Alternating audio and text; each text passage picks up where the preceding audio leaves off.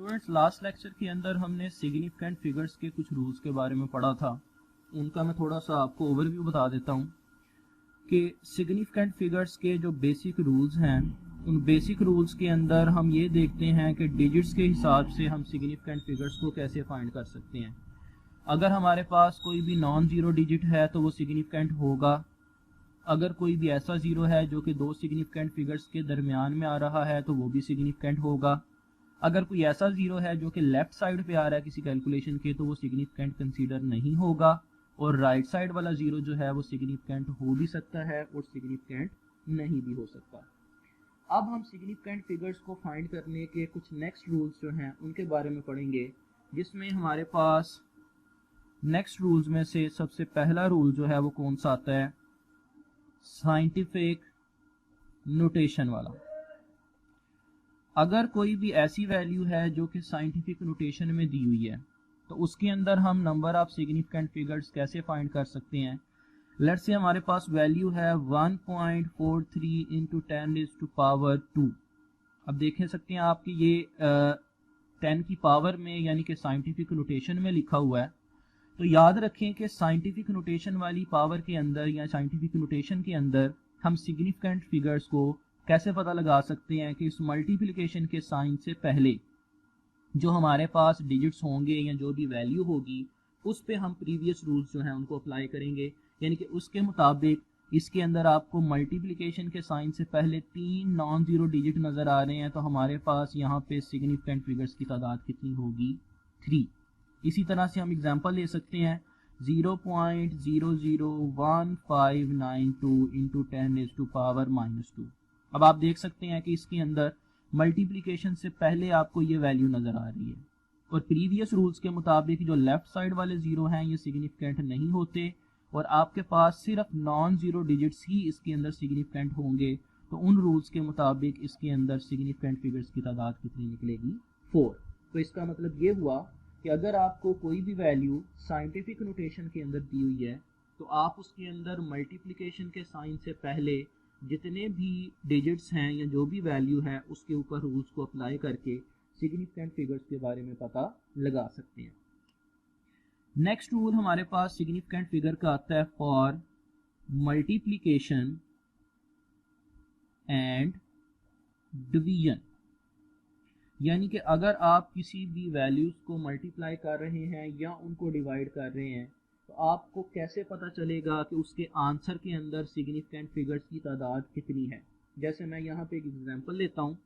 Let's say मेरे पास कोई भी वैल्यू है 5.348 इंटू 10⁻²। मल्टीप्लाई हम इसको कर रहे हैं 3.64 इंटू 10⁻⁴ के साथ, और इस सारी वैल्यू को डिवाइड कर रहे हैं 1.336 के साथ। और जब हम इसको मल्टीप्लाई और डिवाइड करते हैं तो हमारे पास इसका आंसर आता है 1.45768982 इंटू 10⁻3। अब आप देख सकते हैं क्लियरली कि इसका काफ़ी लंबा चौड़ा जो है वो आंसर आ रहा है, और ये सारे का सारा आंसर जो है वो हम आंसर पेपर के ऊपर नहीं लिख सकते। अब यहाँ पे हम ये जानना चाहेंगे कि हम जब दो वैल्यूज़ को मल्टीप्लाई या डिवाइड कर रहे हैं तो हमारे पास जो भी उसका आंसर आ रहा है उसके अंदर कितने डिजिट्स तक हम इसको लिख सकते हैं या कितने इसके अंदर सिग्निफिकेंट फिगर्स होंगे, तो वो हम कैसे पता लगाएंगे। स्टूडेंट्स याद रखें, जिन वैल्यूज़ को हम मल्टीप्लाई और डिवाइड कर रहे हैं आपने उनमें देखना है कि हमारे पास उन वैल्यूज़ में से कम सिग्निफिकेंट फिगर्स किस में हैं। जैसे पहली वैल्यू के अंदर अगर आप देखें तो आपको कितने सिग्निफिकेंट फिगर्स नज़र आ रहे हैं, 4, 1 2 3 एंड 4। दूसरी के अंदर आपको कितने सिग्निफिकेंट फिगर्स नज़र आ रहे हैं, 3। और जो तीसरी वैल्यू है इसके अंदर कितने सिग्निफिकेंट फिगर्स हैं, 4, 1 2 3 एंड 4। तो हम तीन वैल्यूज़ को मल्टीप्लाई और डिवाइड कर रहे थे, उनमें आप देख सकते हैं कि कम से कम सिग्निफिकेंट फिगर्स कितने हैं, 3। तो आपका आंसर भी 3 सिग्निफिकेंट फिगर्स तक आना चाहिए। इसका मतलब ये हुआ कि हम ये 1.45 के बाद जितनी भी वैल्यू है इसको यहाँ से ख़त्म कर देंगे तो हमारा आंसर जो है वो निकल आएगा। और इस वैल्यूज़ को ऐसे ही ख़त्म नहीं करना, बल्कि इसके अंदर जो है वो कुछ रूल्स अप्लाई होते हैं जिनको हम कहते हैं राउंड ऑफ करना। मुझे उम्मीद है कि आप लोगों ने मैट्रिक के अंदर या स्पेशली क्लासेस के अंदर राउंड ऑफ के रूल्स जो हैं ये पढ़े होंगे। लेकिन अगर नहीं पढ़े तो यहाँ पे मैं आपको उनका थोड़ा सा रिव्यू जो है वो बता देता हूँ, जिससे आपको ये पता चलेगा कि हम इस बड़ी वैल्यू को शॉर्ट करके जो है यानी कि राउंड ऑफ करके कैसे लिख सकते हैं।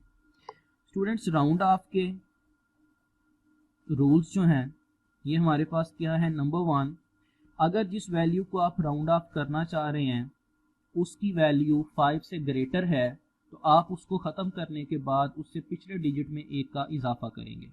जैसे मेरे पास यहाँ पे है 1.4576, लेट से मैं यही वैल्यू ले लेता हूँ। इसमें मैंने 6 को ख़त्म करना है।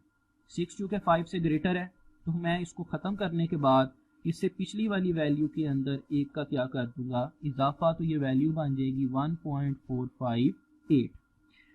नेक्स्ट मेरे पास रूल क्या है कि अगर मेरे पास ऐसी वैल्यू है जिसके अंदर जिसको मैंने ख़त्म करना है और उसकी वैल्यू 5 से लेस है तो मैं उसको ऐसे ही ख़त्म कर दूंगा, उससे पिछली वाली वैल्यू के अंदर कोई इजाफा नहीं होगा। जैसे मेरे पास अगर वैल्यू है 1.443, आप देख सकते हैं कि ये 3 जो है इसको अगर हम ख़त्म करना चाह रहे हैं तो 3 5 से लेस है तो हम उसको एज इट इज़ ख़त्म कर देंगे। ये वैल्यू जो है वो लेस होके क्या बन जाएगी 1.44, उससे पीछे वाले डिजिट के अंदर जो है वो किसी तरह का कोई इजाफा नहीं होगा। नेक्स्ट हमारे पास रूल नंबर 3 है राउंड ऑफ का। वो ये बताता है कि अगर कोई भी ऐसा डिजिट जिसको आप ख़त्म करना चाह रहे हैं और वो 5 के इक्वल है, देखिए 5 से लेस वाला भी हमने देख लिया, ग्रेटर वाला भी देख लिया, इक्वल भी हो सकता है, तो उसको हम कैसे ख़त्म करेंगे। अगर कोई भी ऐसा डिजिट जिसको आप ख़त्म करना चाह रहे हैं और वो 5 के इक्वल है तो याद रखें आपने ये देखना है कि उससे पिछला डिजिट इवन है कि ऑड है। अगर तो उससे पिछला डिजिट इवन है तो आप वैल्यू को वैसे का वैसे ही लिखेंगे, कोई इजाफा नहीं करेंगे। लेकिन अगर वो डिजिट ऑड है तो हम उसके अंदर 1 का इजाफा करेंगे। जैसे मैं आपको दोनों की एग्जांपल बता देता हूँ। लेट्स से मेरे पास कोई भी डिजिट है 1.445। अब मैंने इस 5 को यहाँ से राउंड ऑफ करना है यानी कि ख़त्म करना है। आप देखें कि इससे पीछे वाला डिजिट कौन सा है, 4, जो कि एक इवन डिजिट है। इवन के केस में आप क्या करेंगे कि इसको आप ऐसे ही लिखेंगे, इसके अंदर कोई इजाफा नहीं करेंगे। लेकिन अगर ये ऐसे होता 1.435 तो हम इस 5 को ख़त्म करते वक्त क्या करते, इससे पीछे वाला डिजिट जो है वो ऑड है। ऑड के केस में क्या बनेगा 1.44, यानी कि हम इस 3 में 1 का इजाफा कर देंगे तो ये क्या बन जाएगा 4। तो यहाँ से जो है वो हम इसको राउंड ऑफ कर सकते हैं। अब मुझे उम्मीद है कि आपको जो पीछे वाली एग्जांपल के अंदर हमारे पास आंसर आया था यानी कि 1.457688982, अगर हम इसको ख़त्म करना चाह रहे हैं तो आपको इसको ख़त्म करना आ गया होगा। हम इसको कैसे करेंगे ख़त्म, देखिए 7 जो है ये 5 से ग्रेटर है, इसको ख़त्म करते वक्त 5 की जगह पे क्या बन जाएगा 6, तो हमारे पास इसका आंसर आएगा 1.46 इंटू 10⁻³ क्योंकि हमारा फाइनल आंसर जो है वो 3 सिग्निफिकेंट फिगर्स तक होना चाहिए था तो हमने इसको 3 सिग्निफिकेंट फिगर्स तक लिख लिया। मल्टीप्लिकेशन और डिवीजन के बाद हमारे पास नेक्स्ट जो है वो रूल आता है, rule number 3 for addition and subtraction.